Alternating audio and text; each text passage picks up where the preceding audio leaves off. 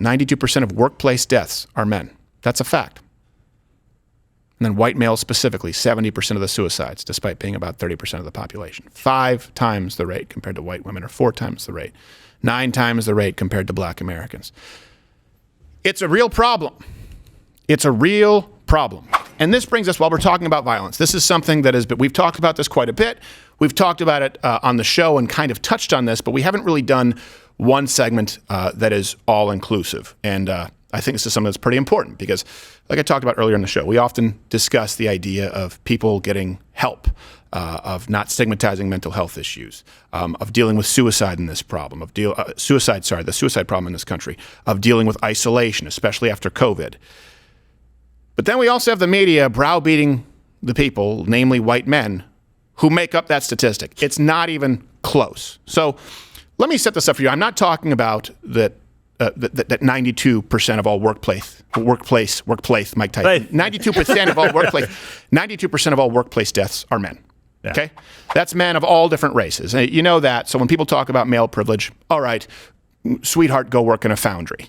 Now, when it comes to suicide in the United States, middle-aged white men are far and away the largest demographic. If you're going to solve the problem of suicide in this country, if you are serious about tackling it, you need to tackle the issue of white men. And they're totally ignored. And I tell you what, we exacerbate the problem in this country. All the feminists right now who get mad or say, oh, poor you as a white man. Yeah. Just be a little open-minded here, because the numbers are irrefutable. Women, you're so oppressed that you do not commit suicide. Black men, it's not even close. Black women, it's not even close. Why, oh, why are white men, specifically middle-aged white men, committing suicide at astronomical rates? Suicide is the 12th leading cause of death in the United States, and the highest rate of suicide is in middle-aged white men. In 2020, 69% of Americans who died by suicide were white men. Yeah. So let me give you a couple of brief statistics. So in the United States, suicides total were 49,000, okay, in 2022. White men, 68% of that.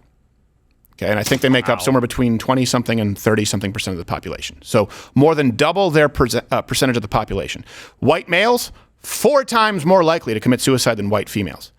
White males, 9 times more likely to commit suicide than black Americans, just to be clear. Which brings me to another key fact here, fact number 2. I think there are a few reasons for this.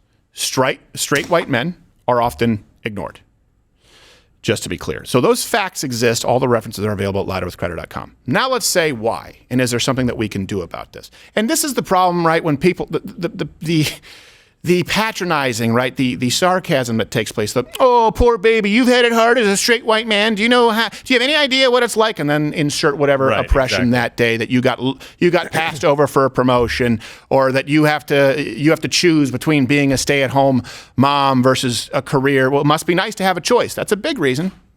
Straight white men don't really have a choice. They have to work if they want to find a wife, period. They don't get to be a stay-at-home dad. So straight white men are often ignored. So let me give you some examples here. The U.S. government, the Suicide Lifeline, they list very specific resources regarding suicide for every group except white males. Wow. Every group except white males. Ridiculous. Oh, poor baby. Group. Yeah, poor baby. It's the suicide stat. There's no getting away from it. Let's look at Google Trends. Women's suicide and LGBT suicide, they trend far, far higher than white male suicide. Here's another one. We have another graph, Google Ngram trends, okay? Female suicide has been written about to an incredible amount. Yeah, there you go. Look at that spread compared to white male suicide. So the writing and the resources are all directed towards a statistical group, women, who are 4 times less likely to commit suicide. And by the way, when they attempt suicide, they don't succeed. Right. Because men finish the job. Yeah, women can't do nothing right. Walked right into that. Come on. But in other words, all of these resources are made available. Why? Because of the oppression Olympics. That it's women, it's black people, it's Stop Asian Hate. Well, hold on a second. You want to deal with suicide? It's not even close. The trend goes all the way back, by the way, to the 19th century. And as far as how it manifests itself in dealing with largely straight white men, I think we all know how the left thinks. Yes, they deserve to die, and I hope they burn in hell. Well, come on. Come on. That's rude. It's very rude. It's just very rude. You call the suicide hotline and you hear that. And I was going through this myself, going, what are the reasons? Well, there are a few different reasons. Let's go to another key fact, number 3. And you guys can, I know this is very white male centric, but you guys can obviously jump in. Yeah. White men stay silent. Tell me about white people. Yes. Well, here's the one thing I will say. There's a lot of shame in the community. People always talk about shame, like, you shouldn't be ashamed of anything. We need to do away with shame. Usually that means there's a fat broad with a hip-hop video, or it means that there's some girl who slept with half the Oakland Raiders and doesn't want to be slut-shamed. Guess what? White men, we're shamed no matter what. That's a fact. White men accept the shame. And by the way, they're also not comfortable. This kind of shocked me. I knew that white men would be less likely to seek therapy than, let's say, white women, but whites in general are less likely to speak to health professionals about mental illness compared with Black Americans or Latinos, and white men are far less likely to seek any kind of mental health assistance when compared to women. And I can imagine why, because it's, you have such a hard time, Mr. Patriarchy. Again, look at the people who go into psychology, right? It's basically feminism run amok. That's how you end up with the DSM-5, switching gender dysphoria from a disorder to the symptoms of being born in a wrong body. White men, often feel like failures. The reason they feel like failures is because there are very high societal expectations. They want to be providers, right? And if they don't provide or they get laid off, that's a huge contributing factor to people committing suicide. That's what I was thinking. Mm-hmm. If you're a white man, which I'm not, if you half, are you are deemed to, if you're not successful, you're a total failure. Right. Like twice the failure. Yeah, it really is. And you're not going to change that. What men in general, especially decent men, they want to provide, right? We want to provide. We want to keep our families safe. But things happen. Sometimes you get some tough breaks. Yeah. And then there's staggeringly few resources available that cater to white men. Now, look, we're not laying the victim card on ourselves here. What we're saying is if you're really looking to fix this problem, you've got to focus on the group that accounts for almost 70% of the problem. Yes. Right? And not completely leave them out. So white man gets fired and he's 51 years old. What are the resources for that? Of course you're going to feel helpless. We have resources to get him fired. That's the point. Well, we have resources with affirmative action or with diversity quotas. We have resources to ensure that white men lose their jobs. And just to be clear, this is a statistical reality. I'm not saying that white men have it harder than every or any other group. I am saying that white men off themselves to a number that is alarming and irrefutable. And what do leftists say? They say, well, white men just can't cope in current society. Your time's up. So what do leftists really think? What is it you want us to do?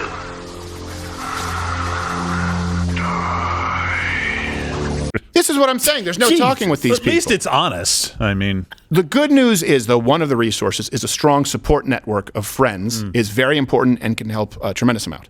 My finger's on the trigger. Don't try to stop me, Smee. Oh, not again. This is it. Don't try to stop me this time, Smee. Don't try to stop me this time, Smee. Don't you dare try to stop me this time, Smee. Try to stop me. Smee, you better get up off your ass. Get over here, Smee. I'm coming. This is not a joke. So confusing. And you know what? Hey, do me a favor. If you think that this is an issue that needs to be discussed more, hit the like button and comment below if you've been affected by suicide. Because a lot of the hotlines that exist actually don't actually exist to help support white males, and we'll get to that in a second. And I hate pulling identity politics here, but the reason that it matters is because white men are often singled out. Look, there are a lot of issues that contribute to a higher likelihood of suicide. Losing your job is one of them, okay? Being divorced is one of them. When up to 80% of divorces are currently filed by women, and domestic abuse or infidelity are not even the top 5 reasons listed. If it's about 80% if there's a college degree, it's about 68% if there isn't. So divorce increases it if you're abandoned. Losing your job increases it. Not having a strong circle of friends. Well, for the same reason that men make up 92% of workplace deaths, huge part of men's social circle and their friends are their work colleagues. That's a big way that men find purpose. So you can lose all of it, right? This is not an atypical story. Man loses his job. He now loses touch with his friends. He can't provide, and his woman leaves him. It's not like that doesn't happen all the time. Yeah. That man is hanging by a thread. And if you know that person, please reach out and help them. This brings us to another key fact, number 4. And this is the anti-white male culture that we deal with in media. So you have the mainstream media, of course, they're always praising single moms, right? It's the single moms. Here's from Huffington Post. These are some headlines here. Let us now praise single moms. And there's another one. Single moms need to praise themselves. Here's why. And here's 7 damn good reasons to date a single mom. Hey, you ever get an article like that as a man? Like, hey, you black twins need to praise themselves. Here's why. 7 damn good reasons to date a man who doesn't pay alimony. Like, this is... Men don't get the passes, and specifically white men do not get the free passes that women do. Joe Rogan made this point on body positivity, but we'll get into it a little more. You know who doesn't get any of that body positivity though? Is men. Nobody gives a about men. If men are fat, you're just fat. And here's a recent article from, what is this? What is the AFRU, just to be clear? AFRU. AFRU, I forget what the acronym is for. I have no idea. It says body positivity is for women, not lazy white guys with dad bods. Okay, just to be clear also, the term dad bod has expanded dramatically. It means any man who does not have a reptilian six-pack like an Instagram influencer. Right. Like, oh, you have 12% body fat? Dad bod. You're Lizzo. Is there a mom bod? Hey, look, let me give you an example. It's, you're beautiful no matter what size you are to women. Do men get that? Hey, where's the fat pride male model? And by the way, we don't want one. We don't, just to be clear. Yeah. You know what we say to our fat friend? We're like, hey, Chubby over here. He's probably nicknamed Chubby. Yeah, no guy wants that. No guy wants that because we know that women don't want that, right? And we don't get to lie and declare ourselves beautiful, and we don't have society declaring us beautiful. I had one woman say, well, it's okay for men to be fat, not for women. I said, okay, give me some examples. Well, there are plenty of successful fat men. I go, right, but who's the equivalent to a Tess Holliday or like a Lizzo or what's happened with swimsuit, Sports Illustrated, I guess, the swimsuit edition. She said, well, think about people like, you have Chris Farley, you could have Jonah Hill, you could have John Candy. I go, Those people are some of the most talented men on earth, and they're not sex symbols. No. They're popular because they're funny. Yeah. They're popular because they're talented. They're not praised for being beautiful. That's the difference. Women are praised no matter what they do, and men are often shamed no matter what they do, particularly white males. This is a fact, and even if you don't agree with all of the other facts being presented here, all references are available. There is no getting around the suicide statistic. Body positivity, this quote, is for women, not lazy white guys with dad bods. This person specifically wrote white guys, and you never really hear about black guys having dad bod because they have access to weights in the prison yard. Now, ooh, this sounds systemic. Oh, it's hard. Which, by the way, I'm against weights in prison. Yeah. In maximum security prison, I don't believe that we should send violent felons back into society stronger. No, them niggas got to do something. Hit the button! Ow! Let them burn off all that energy. They're black. They can say whatever they want. Oh, that's true. I forgot. I just don't understand why it's like, Don't hit the hey, this guy's in here for murder. He gets out in 15. Well, what do you think we should do? I don't know. Is there any way for us to make him more athletic and explosive? Let's get him a squat rack. I mean, get him like some gimp, make some bracelets, right? Calm him down. Don't give him iron to pump. Crochet. Yeah, but then you have the needles. Jeez. So here's some more headlines. Here's from Medium. Body positive is for women only. Wow. Why? Now let's look at some of the movements that we've had. Again, if you're a man in this country, let alone a white man. Remember we had the hashtag Believe All Women, and you don't really hear about what happened after UVA, Rolling Stone. Remember the mattress girl that ruined that man's life. He didn't rape her. She was trying to rape him. The Duke lacrosse team, of course, they were fleeced, and they never get their reputation back. And that brings us back to shame. You know what really matters to a lot of men out there, particularly white men who've been working? Their name. The way that you ruin their life is not just by taking their money, it's by taking their name. And it's never been easier to take someone's name and reputation than today in social media. We had the hashtag #MeToo. Let's use that as a perfect example. You had Christine Blasey Ford. Remember, she made up everything about Brett Kavanaugh. Everything. What she told the Washington Post didn't make sense. It wasn't in line or consistent with what she told the police officers. That wasn't consistent with what she told their friends. And even if you added it all up, she claimed to be raped at a party that didn't happen in a house that didn't even exist. And Brett Kavanaugh kept a journal his entire life. So it was all made up. The man's reputation was destroyed. Still destroyed if you read right now. Some people say this rapist, Brett Kavanaugh. Yeah. No punishment. That man lost his name. I know what you'll say. Well, he's in the Supreme Court. Guess what? That's not enough. Guess what? No. Guarantee you he has to live with this shit for the rest of his life. And men out there who don't have the resources and who aren't appointed to the Supreme Court, they just lose their name and their circle and their friends. Yeah. And they think that a shotgun in their mouth is a way out. And statistically, it's a problem that we're not dealing with because the feminists out there and the victim complex, the professional victims, want you to ignore it. Yeah. They get shunned by society as a deadbeat. Right. In those situations, right? And Brett Kavanaugh's kids, by the way, they're going to deal with the fact they're going to deal with that. Their dad had his name dragged through the mud. Now, I don't know what ages they are, but if they're in school still, it's going to get brought up all the time. And it doesn't even matter if they're in the workplace, it's going to get brought up. It's never going to be the same again. And men desire above almost all else. I think you can probably look at the polls and see this. Like, respect is one of the top things that men want, not demand, but just want, right? They want to have respect. They want to be able to have that respect from people. Now, they feel like they have to earn it, and that's fine. We have to earn that respect. All of this takes that away. Yeah. You have no respect. You have no name. You're a deadbeat. You're a useless person to society. And by the way, nobody's coming to your aid to help you get out of there. Right.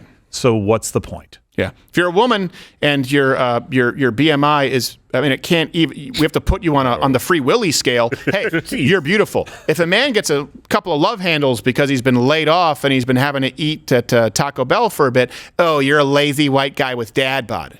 This is the browbeating that takes place. Again, it's not that they're just ignoring, right? There are no resources on the government hotline for white men. It doesn't exist. But it's that they also attack you. And this one is funny to me when I sort of did a deep dive into the rabbit hole. They tried to tie men's rights directly to white supremacy. This is straight from Salon, April 2023. It says, War on Women, the link between white supremacy, men's rights, and anti-abortion politics. What? They tied all three of those things together? And you know what's crazy? The men's rights community, it was most black men. Yeah. Oh, it's a huge component for black men who talk about women, who didn't want to marry them, who want child support, who use it not for the children. There's a huge component in the black community. I mean, you have shows like the Fit and Fresh show. I just forgot. I'm sorry, the name of the man who passed away. What was Joe Stedix? No, the Samuel. What is Sam? Oh yeah, I know you're talking Samuels? about Kevin Samuels. Kevin Samuels. Yeah. Right. There are a lot of people like this. So. They just ignore it when it's convenient. War on Women, the link between white supremacy, men's rights, and anti-abortion politics. So what will happen is if anyone talks about this, right, if we say, hey, men are offing themselves in alarming numbers, really? You're one of those men's rights white supremacists? Okay, so you have that, you're saying Salon, that's extreme, right? I'm a centrist. All right, let's go to as mainstream as you can possibly get, where every single time, and I'm speaking in extremes here, but most times, let's call it 90%, the white guy shows up in the commercial, he's the idiot who can't install blinds, or worse. Use it to make a white wine spritzer, perfect for hanging out with 2 chains. I love your rap music. I have a helicopter. Ooh. We should be going. You don't like boats? I like boats, and I love all these 7-Up mixed drinks. Is this the best a man can get? Kiss cam's on the prowl again. Here's a likely couple. Oh no. Man, what the fuck? Did someone say KFC? I don't care. I love it. You know what? I never noticed this shit. Yeah. Also, by the way, if you watch a lot of like the Home Alarm commercials, was it now Simply Safe? It's a white guy in a hipster mustache breaking in at 2 a.m. Yeah, I saw that. Just let that sit for a second. Yeah, you can go back to the black and white and the gray issues. Remember that one black guy said, why, we're the ones who are painted negatively in advertising. This black guy said this. I said, really? I mean, come on, we're the ones always painted as criminals. He goes, well, because you can't make it a black guy. You'd be really stepping into some trouble. I said, okay, so you acknowledge it. He goes, yeah, pretty. Because it's the one group that's the white man can be the butt of the joke no matter what it is. And Nick DiPaolo, I don't know if we have the right clip here, but he started doing this 12, 15 years ago. This is why I say you can watch him on Mug Club, 5 p.m. Eastern. It is a strong R. This guy is the OG. There's a reason that everyone in comedy will tell you, yeah, he's probably the best working stand-up comic today. People will tell you that, or at least top 5. He talked about these kinds of ads 15 years ago.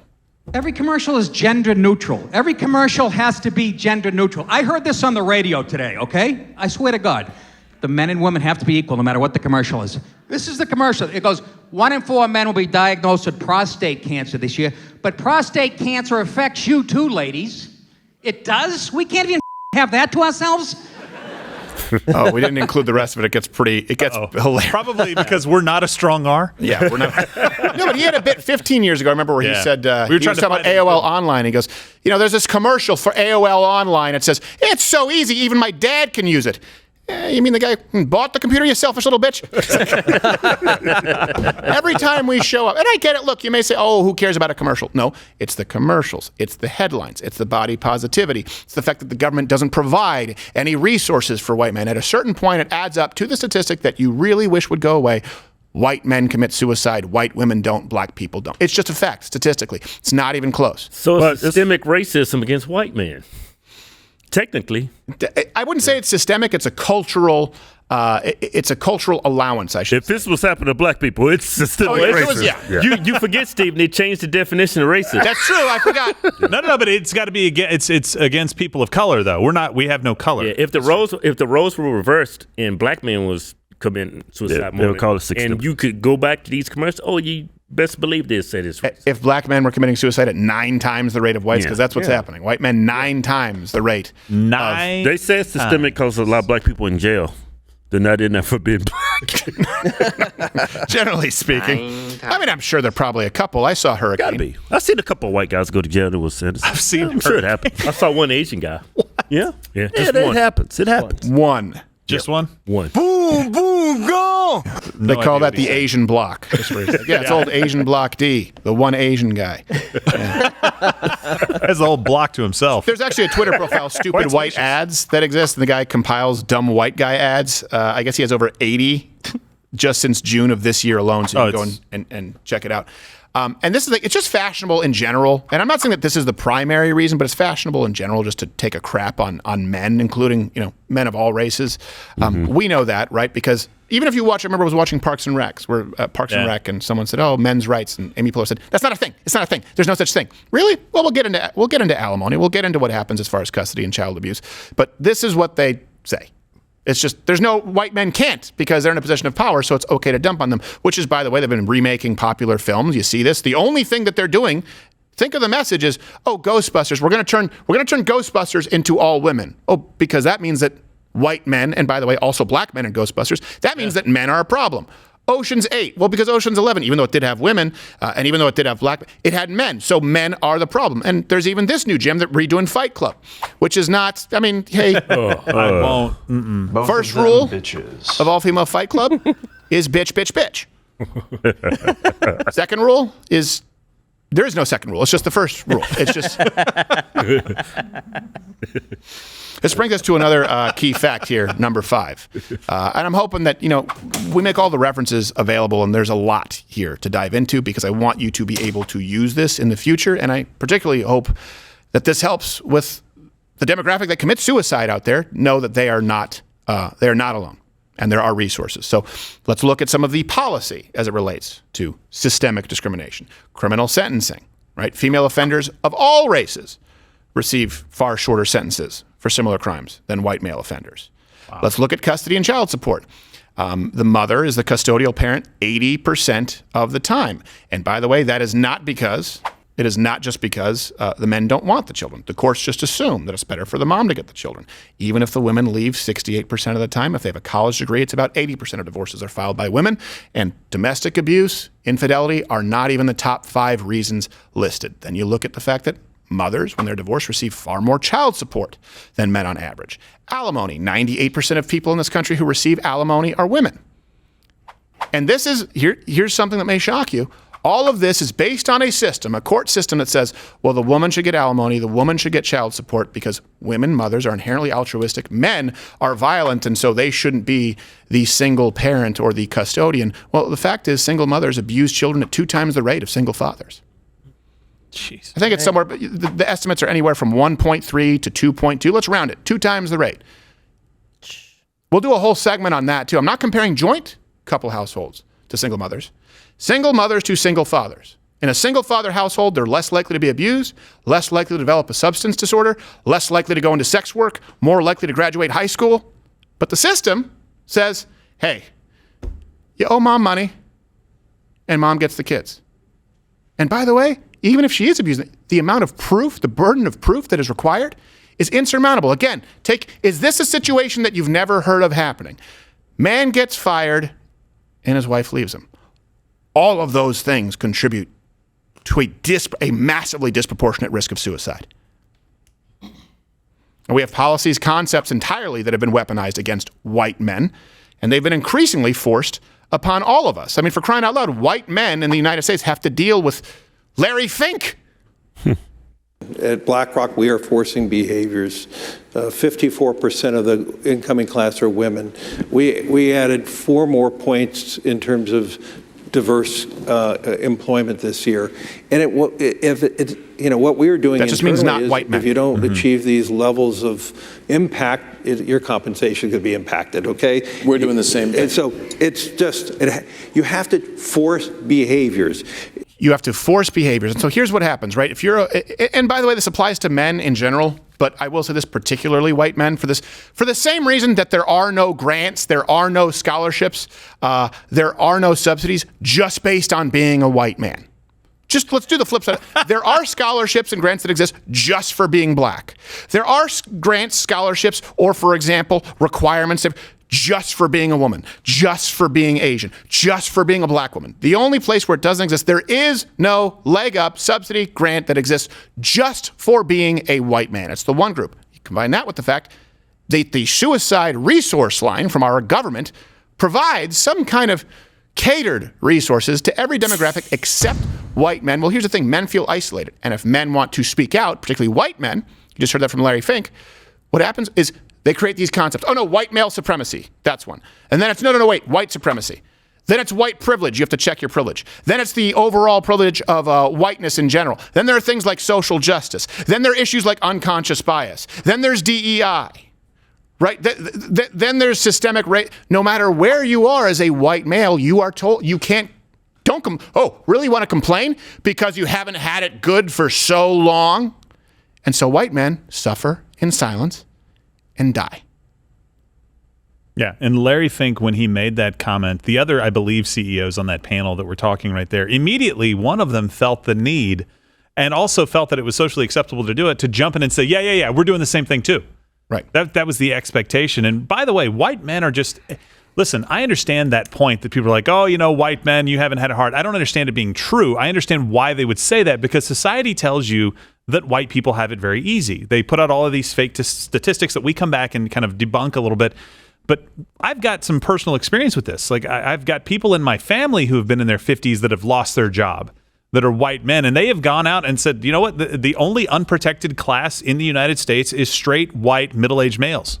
Now, you could probably expand it to just be outside of middle age as well and still be accurate, but when you feel like the entire system, not that they don't have your back, because I'm willing to work for it, and I believe most of those guys are willing to work for it. They're actively looking at you as the problem, though. It's not just you don't get the services, it's you're part of the problem just for being a straight, white, middle-aged male. Yeah. We have people, by the way, out in this office who worked at major companies who were punished, lost their job just because they were a white male. We have white males. We have some. We've almost, not anymore. Not after this show. No, not after this show. Hey, look, and I want to ask you and comment below, because I'm going to explain to you, this is where I'll put my Alex Jones hat on. By the way, Mug Club, every Friday, you get to watch Alex Jones here if you sign up. But before I get there, why do you think all of this is happening? I'll give you a breakdown as to a hunch. But to give you this was a story. I played hockey with this guy's kids. This is in Montreal. There used to be a place called the Eaton Center. People, if you're in Montreal, you know what I'm talking about. It's like they call it the second city. So in Montreal, there's a whole second city that goes multiple floors. I don't know if it's 5 floors, 4 floors, 6 floors down underground.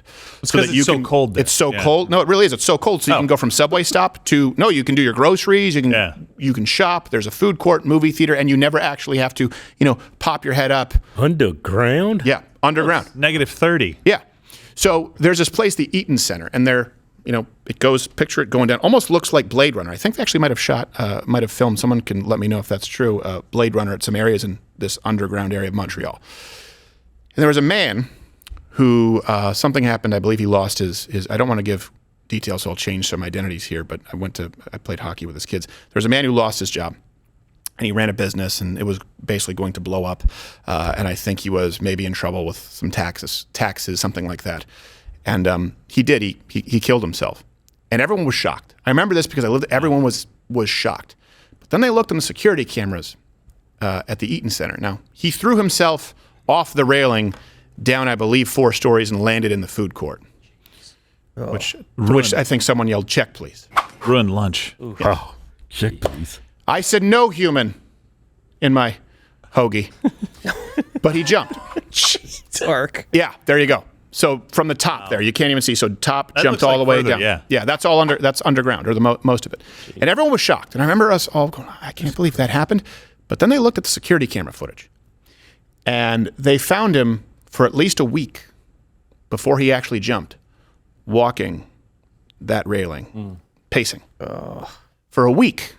That man, that white man, what a piece of shit, who went out and he struck out. And maybe he didn't pay some taxes. Maybe he made some mistakes, sure. But that man couldn't talk to anyone about it. He lived in his own personal hell before he decided that it was better for his family than to shame them, than to lose his reputation and tell them they would have to move into another house, and then flung himself over. That is, just so you, that seems dramatic because of how he did it. That is most suicides in this country. It's middle-aged white men who have lost their circle of friends, largely because they've lost their job, and they have been left. They have been abandoned by a system that says that they should start off from the default position of being a villain. So why does the system exist this way? Why do we have not just the divorce system, not just divorce family courts, which we've talked about, not just DEI, not just affirmative action, but culturally? Why do all of these things seem to culminate in the group of people who kill themselves? Well, it's one group in this country that consistently, reliably, never votes for the leftist agenda. 2020, white men voted Republican, 61% versus 38% who didn't. 92% of conservative white men, by the way, voted for Donald Trump. Of course, conservatism champions the nuclear family. Right? They think that's really important. They call this white supremacy. They call this alt-right at one point, once that didn't stick. We actually had, it's coming up this Friday, actually, a new Black and White on the Gray issues. It was a mother and her daughter, the only group of black individuals who decided that merely talking was racist. And they said that the nuclear family, I shit you not, they said the nuclear family is a construct of white supremacist patriarchy. What? This is what is being taught in your schools. You were there, Toolman. Yeah, well, they say that while being in a nuclear family. I know. F off. They were basically white suburban broads who happened to be black. Yes. Went to private school, and the private school told her the nuclear family is a construct of patriarchy. But typically speaking, you look at one voting bloc who people talk about, hey, maybe there'll be some inroads made with black Americans. Hey, Latinos are voting Republican more than before. It's pretty much white males. Once they get beyond the age of 35, they're going to be the consistent conservative voting bloc. The left hasn't even really tried to reach them.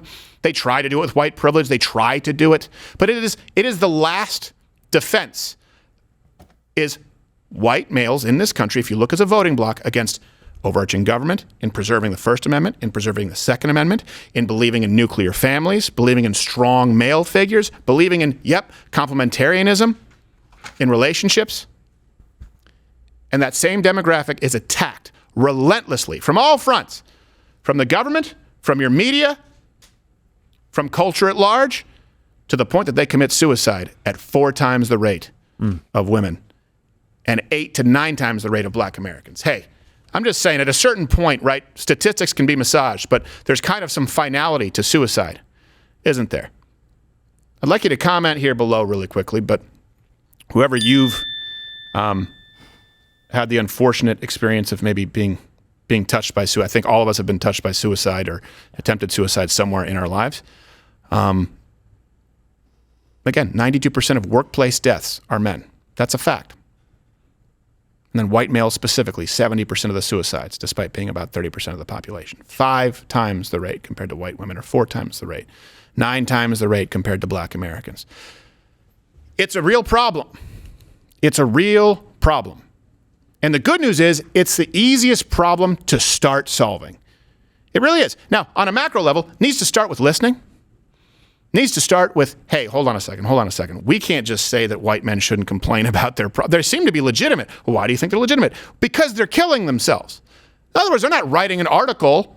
They don't have a Substack. They don't have a Tumblr. They're not going on Instagram to bitch. They're blowing their heads off because of their problems, and we're telling them that their problems aren't real. Think about that for a second. So what can you do on an individual level? Look, like we've said, the enemy of joy is isolation. It's not good for man to be alone. That starts in Genesis, by the way. That's why, sexist, God gave man woman. They were meant to be together because it's not good for man to be alone. So please, if you are considering this or you think that, it's a cliche, but it really is true. Don't turn to a permanent solution for a temporary problem. Get involved with local community groups. Mm-hmm. Reach out to church leaders. Reach out to friends and family. Reach out to people who, by the way, will actually listen and not ask you to check your white privilege. I'm going to tell you this. If you're a white male and you are actually thinking about harming yourself, don't go to someone who's going to guilt you for simply being a white male. Get involved with maybe some men's rights groups. There are those that exist out there, single dads groups. I know the left right now will try and throttle us and say that that's white male supremacy. What I'm saying is you need to discuss this problem with people who have been through it and people who can provide you support and not tell you that you're just a lazy white guy with dad bod, which maybe means you have, oh my God, gone through the horror of ballooning up to 13% body fat. Hey, do a DEXA scan with the bitch who told you that. Let's see how it turns out. Hit the like button, comment below. Let's get her in the saline pool. Watch Louder with Crowder live, Monday through Thursday, 10 a.m. Eastern.